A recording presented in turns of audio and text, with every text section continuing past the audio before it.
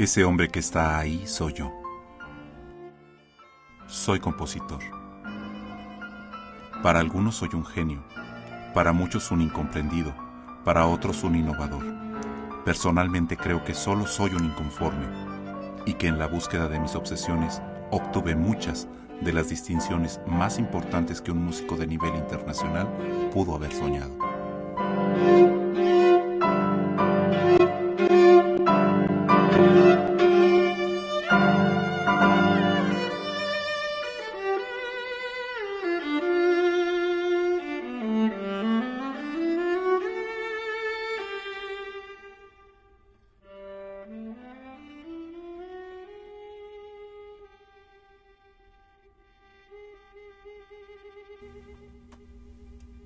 Mi nombre es Julián Carrillo y nací en Agualulco, San Luis Potosí, el 28 de enero de 1875 y nunca estuve conforme con mi destino.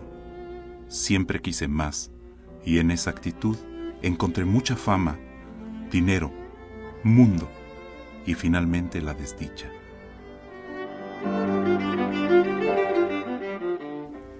Julián Carrillo pertenece al pequeño grupo de músicos mexicanos que han trascendido nuestro país.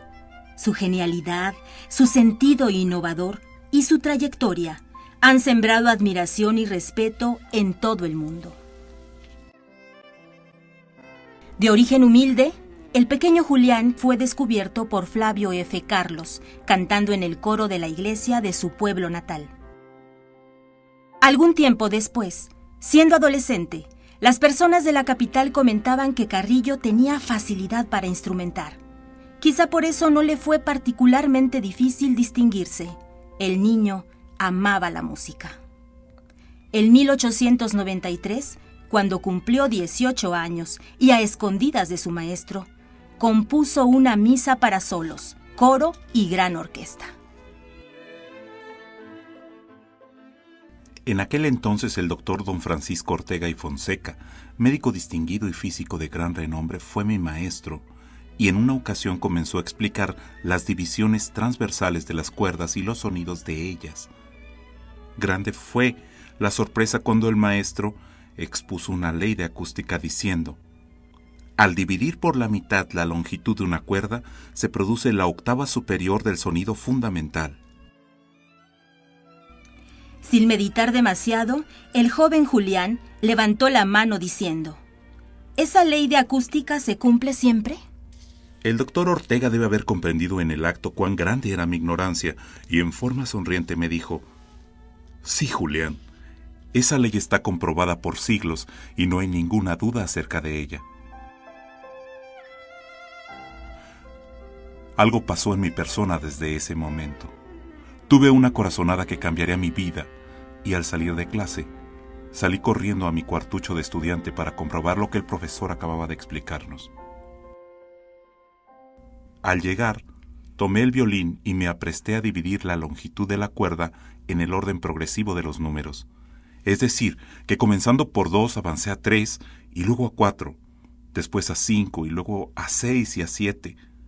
Pero al pretender dividir la cuerda del violín en 8 partes iguales, me detuvo el problema material de que me quedaba un fragmento tan pequeño que me fue imposible continuar con el experimento. Pero eso no venció su búsqueda. Finalmente, un 13 de julio de 1895, Julián Carrillo, gracias a que utilizó una navaja que le permitía acceder a partes más pequeñas del violín, logró dividir un tono en 16 partes, pudiendo así por primera vez ampliar de 12 sonidos que existían en la música a 96. Ese día se logró obtener el sonido número 13 y al mismo tiempo se abría la posibilidad de acceder a una gama inmensa de sonidos, pues el mismo principio permitía dividir el tono en el número de fracciones deseado.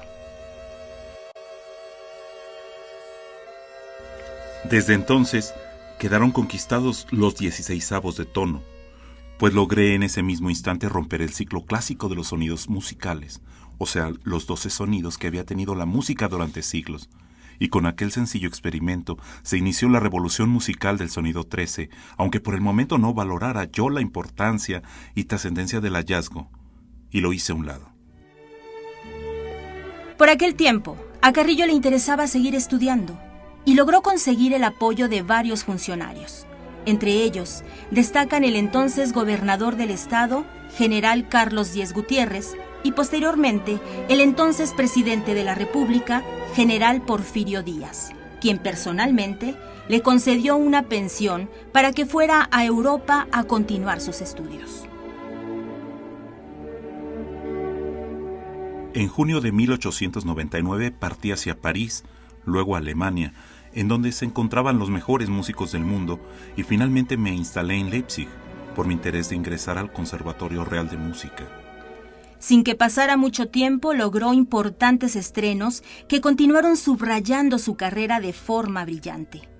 En 1902 estrenó con la orquesta del Real Conservatorio y bajo su dirección la Sinfonía en Re mayor para gran orquesta, honor nunca concedido a ningún latino.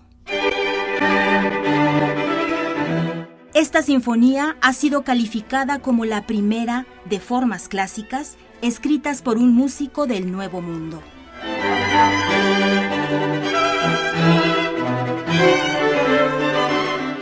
Al regresar a México, un 11 de septiembre de 1904, el apoyo institucional no se hace esperar, y son múltiples los ofrecimientos para desempeñar puestos y encomiendas que ocupan la totalidad de su tiempo.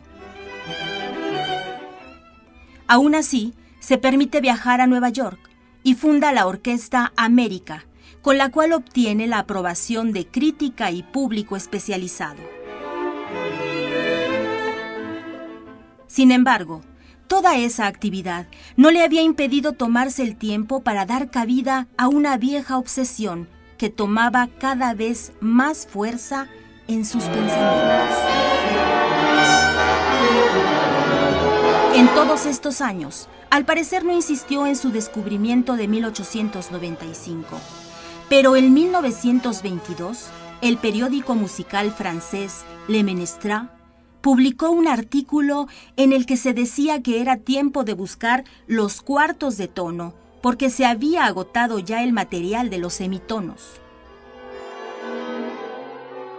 Con ese motivo, el compositor potosino publicó en El Demócrata de la Ciudad de México un artículo en el que sostenía que ya tenía en su poder todos los sonidos musicales y que el sonido 13, que así fue como le llamó, era un tema que él manejaba desde hacía ya 27 años cuando era un adolescente.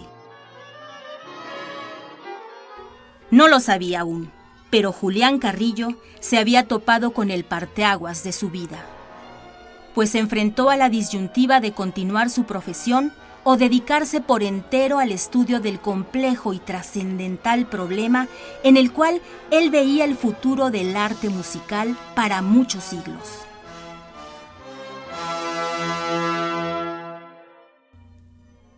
Dar a conocer la teoría del sonido 13 me imponía un gran número de actividades.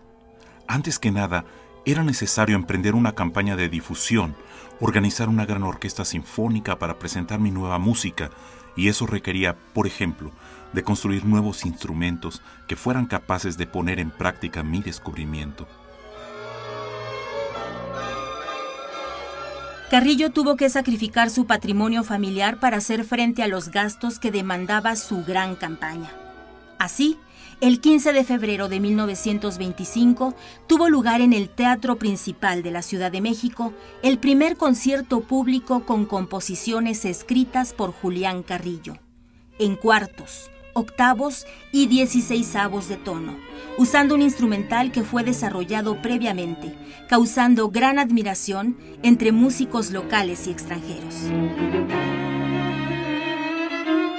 El gran músico Leopoldo Stokowski le dijo a Carrillo: con los 16avos de tono, usted empieza una nueva era musical, y yo deseo estar al servicio de esa causa. Producto de ese reconocimiento, aquel preciado método fue aplaudido en Nueva York, después en Filadelfia y de ahí en gran parte del mundo.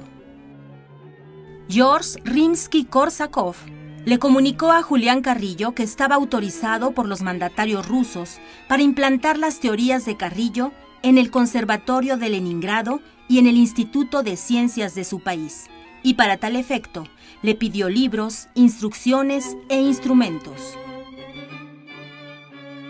El día de la primera ejecución en Filadelfia, Stokowski dirigió al público unas palabras que deben de satisfacer no solo a México, sino a todos los países del Nuevo Mundo, pues dijo: por fortuna para América, ningún músico europeo tiene nada que reclamar en esta revolución musical, pues todo se debe a un indio que desciende de los dueños del continente.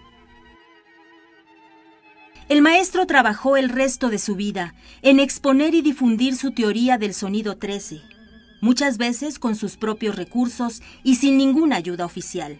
Esta ardua labor fue elogiada y aplaudida en Europa y Estados Unidos, en tanto que en México no solo fue ignorada, sino atacada en varias ocasiones.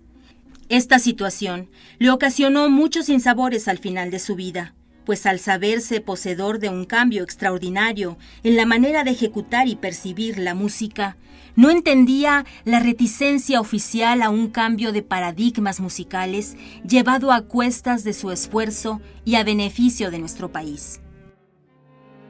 Ese nuevo sonido fue el que se produjo a la distancia de un 16avo de tono sobre la nota sol de la cuarta cuerda del violín, sonido que surgiera del experimento realizado por Carrillo, coincidentemente aquel 13 de julio de 1895. Julián Carrillo falleció en su casa, en la calle del Santísimo, número 25 de San Ángel. Pocos días antes de su muerte, había escrito: agradezco y agradeceré siempre que sean los más grandes y cultos países del mundo, como Estados Unidos, Francia, Bélgica y hoy muy especialmente la URSS, quienes sean a manera de ángeles custodios para salvaguardar el tesoro musical de México que casi la totalidad de nuestros músicos no supo comprender. Julián Carrillo, considerado un genio de la música. Sus restos descansan en la Rotonda de los Hombres Ilustres de la Ciudad de México, y su enorme legado sigue esperando la apertura, la comprensión y el arrojo que permitan dinamizar la música del siglo XXI.